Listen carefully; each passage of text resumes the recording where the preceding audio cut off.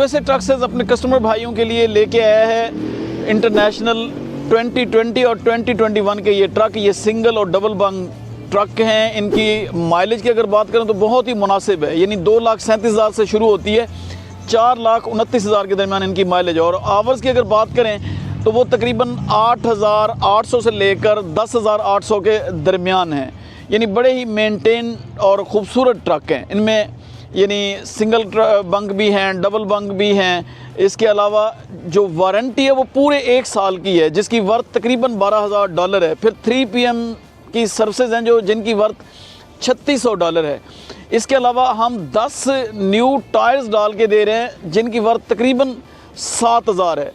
यानी कुल मिला के ये ना होने के बराबर ही इसकी कीमत बनती है। और कीमत पे है तो वो बड़ी हैरान कुन कीमत है, यानी $48,000 से शुरू होती है, जो $17,000 के दरमियान जाती है। वो कंडीशन पे और माइलेज पे है ट्रक की।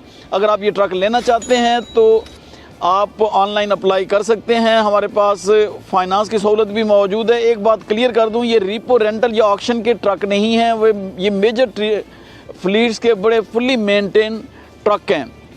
अगर आपको ये ट्रक चाहिए तो हमारी वेबसाइट है www.usatrucksales.com।